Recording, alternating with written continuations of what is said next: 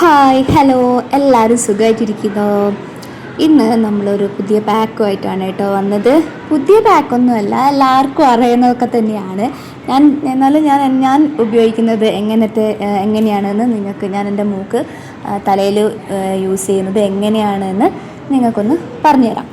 അപ്പോൾ നമ്മൾ പാക്ക് ഉണ്ടാക്കുന്നതിന് മുന്നേ നമുക്ക് മോളുടെ തലയിൽ അത്യാവശ്യം ചെറുതായിട്ട് നമ്മൾ എന്ത് പാക്ക് യൂസ് ചെയ്യുന്നുണ്ടെങ്കിലും കുറച്ച് എണ്ണ തൊട്ട് പുരട്ടുമല്ലോ. അപ്പോൾ തലയിൽ എന്ത് പാക്ക് യൂസ് ചെയ്യുന്നുണ്ടെങ്കിലും കുറച്ച് എണ്ണ നമ്മൾ തലയിൽ നിർബന്ധമായിട്ടും തൊട്ട് പുരട്ടണം. ഞാനങ്ങനെ ചെയ്തു കൊടുക്കാറുണ്ട്.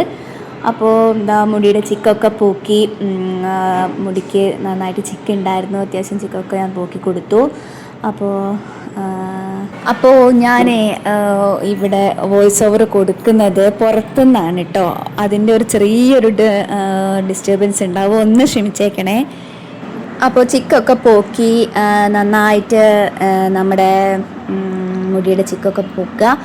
ഇനി നമ്മൾ എണ്ണ തേക്കുന്ന സമയത്ത് തലയിൽ നല്ല താരൻ്റെ പ്രശ്നങ്ങളൊക്കെ ഉള്ള ആൾക്കാരാണെങ്കിൽ എണ്ണ തേക്കുന്ന സമയത്ത് നമ്മൾ ഏതെണ്ണയാണോ ഉപയോഗിക്കുന്നത് ആ എണ്ണ തന്നെ ഉപയോഗിച്ചാൽ മതി.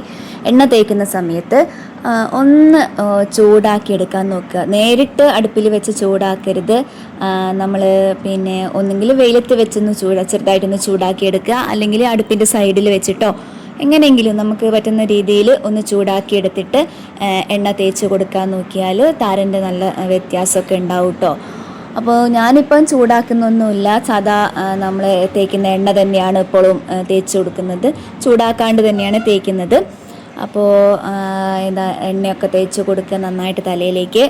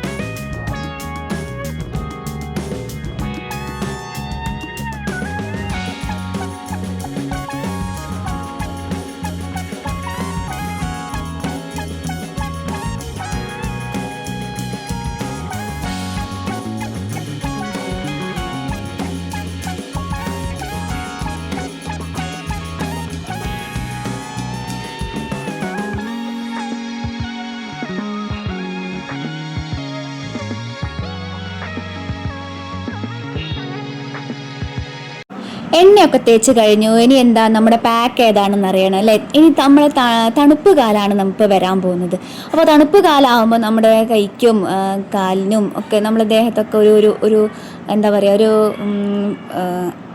മാറ്റം ഉണ്ടാവും അല്ലേ. ഒരു വിളർച്ച എന്നല്ല പറയുക, എന്താ പറയുക, ഒരു വരണ്ട ചർമ്മം പോലെ ഒക്കെ ആവൂലേ. നിങ്ങൾക്ക് മനസ്സിലായിട്ടുണ്ടാവുമെന്ന് വിചാരിക്കുന്നു.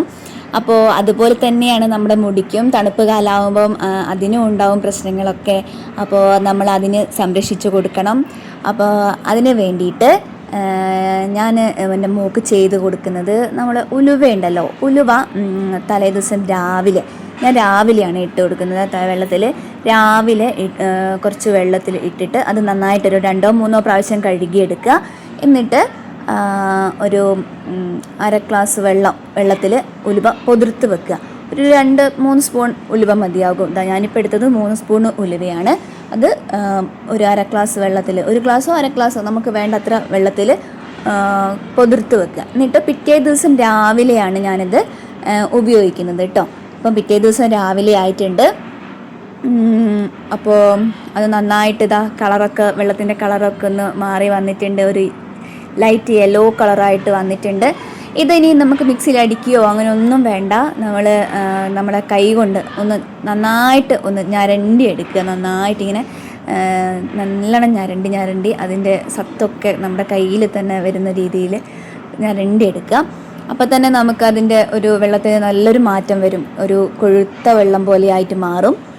ഇത് ശരിക്ക് തലയിൽ നമ്മുടെ താരനും അതുപോലെ തന്നെ മുടി വളരാനും ഒക്കെ നല്ലൊരു ട്രീറ്റ്മെൻറ്റാണ് കേട്ടോ. നല്ലൊരു പാക്കാണിത്. താരൻ്റെ പ്രശ്നത്തിലായാലും അതുപോലെ മുടിയിൽ തലയിൽ എന്തെങ്കിലും വേറെ ചൊറിച്ചിലോ കാര്യങ്ങളോ ഒക്കെ ഉണ്ടാകുന്നുണ്ടെങ്കിൽ ഇത് നല്ലൊരു പരിഹാരം തന്നെയാണ് ഈ ഉലുവ വെള്ളം. അപ്പോൾ ഉലുവ ഇതാ നമ്മൾ പിഴിഞ്ഞെടുക്കണം കേട്ടോ. പിഴിഞ്ഞെടുത്ത് അതിൻ്റെ സത്ത മുഴുവനും നമ്മൾ ഊറ്റിയെടുക്കണം. എന്നിട്ട് നമ്മൾ ഇതിലേക്ക് ഒരു കാര്യം കൂടെ ചേർത്ത് കൊടുക്കണം. അതെന്താണെന്നല്ലേ, അത് നമ്മുടെ ഉലുവ ആയതുകൊണ്ട് മുടിക്ക് ഒരു പെട്ടെന്ന് ഡ്രൈ ആവാതിരിക്കാൻ വേണ്ടിയിട്ട് നമ്മൾ ഇതിലേക്ക് ഒരു വൈറ്റമിൻ ഗുളിക, വൈറ്റമിനിൻ്റെ ഗുളിക നമ്മൾ ഒറ്റൊന്ന് മതി. നമ്മൾ തലയിൽ എണ്ണയൊക്കെ തേച്ചിട്ടുണ്ട് എങ്കിൽ കൂടെ വൈറ്റമിനിൻ്റെ ഗുളിക നിങ്ങൾക്ക് എണ്ണ കയ്യിലുണ്ടെങ്കിൽ ഒരു ടീസ്പൂണൊന്നും വേണ്ട, ഒരു ചെറിയ സ്പൂൺ ഒഴിച്ചു കൊടുക്കുക. അതല്ല ഗുളികയാണ് കയ്യിലുണ്ടെങ്കിൽ അത് ഒറ്റൊന്നു മതി. ഞാനിപ്പോൾ ഗുളികയാണ് കയ്യിലെടുത്തത്. അപ്പോൾ എൻ്റെ കയ്യിലുള്ളത് അതാണ്, ഞാൻ അതാണ് യൂസ് ചെയ്യുന്നത്. അപ്പോൾ അത് ഇതിലേക്ക് നമുക്ക് ചേർത്ത് കൊടുക്കാം. വൈറ്റമിനി ചേർക്കുന്നത് നമ്മുടെ മുടി പൊട്ടിപ്പോവാതിരിക്കാനും അതുപോലെ അങ്ങനെ പിളർന്നു പോവാതിരിക്കാനും ഒക്കെ വൈറ്റമിനി ഗുളിക നന്നായിട്ട് നമ്മുടെ മുടിക്ക് സഹായിക്കുന്നുണ്ട്. അപ്പോൾ അതൊരിക്കലും സ്കിപ്പ് ചെയ്യരുത്. എന്തായാലും അത് യൂസ് ചെയ്യണം കേട്ടോ. മുടി പൊട്ടിപ്പോവാതിരിക്കാനൊക്കെ ഏറ്റവും നല്ലൊരു സംഭവമാണ് വൈറ്റമിനി ഗുളിക, അതുപോലെ തന്നെ പിളരാതിരിക്കാൻ വേണ്ടിയിട്ടും. അപ്പോൾ എന്നിട്ട് നന്നായിട്ട് മിക്സ് ചെയ്ത് കൊടുക്കുക.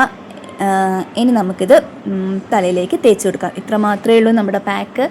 അപ്പോൾ വളരെ എളുപ്പത്തിൽ ചെയ്യാൻ പറ്റുന്ന പാക്കാണ്. ഇനി നമുക്കിത് തലയിൽ തേക്കുന്നത് എങ്ങനെയാണെന്ന് നോക്കാം.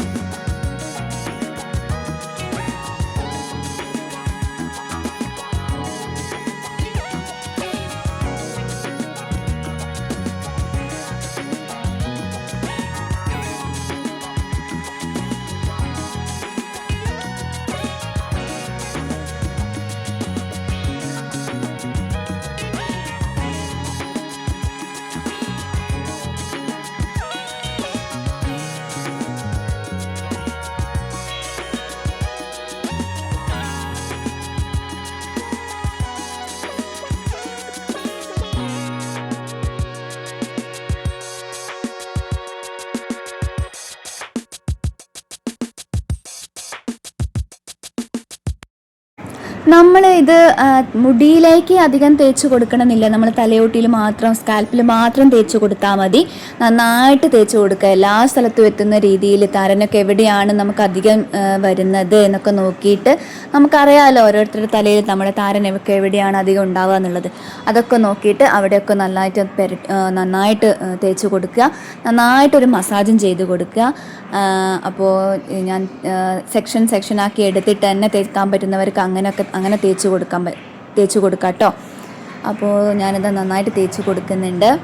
തണുപ്പ് കാലത്ത് നമ്മുടെ മുടിക്ക് കൊടുക്കാൻ പറ്റുന്ന ഏറ്റവും നല്ലൊരു പാക്കാണിത് കേട്ടോ. അപ്പോൾ എളുപ്പത്തിൽ ഉണ്ടാക്കാനും സാധിക്കുമല്ലോ. അപ്പോൾ എല്ലാവരും ഇത് ചെയ്ത് നോക്കുക. ചെയ്തിട്ട് അഭിപ്രായമൊക്കെ എനിക്ക് അറിയിച്ചേക്കണേ, കമൻറ്റിലൂടെ തന്നെ അറിയിക്കണം.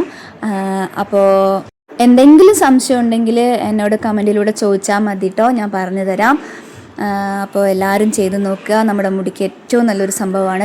തണുപ്പ് കാലത്ത് നമുക്ക് ചെയ്ത് കൊടുക്കാൻ പറ്റുന്ന ഏറ്റവും നല്ലൊരു സംഭവമാണ് അത്. എല്ലാ ആഴ്ചയിൽ ഒരു 3-4 പ്രാവശ്യം ചെയ്താലും കുഴപ്പമില്ല.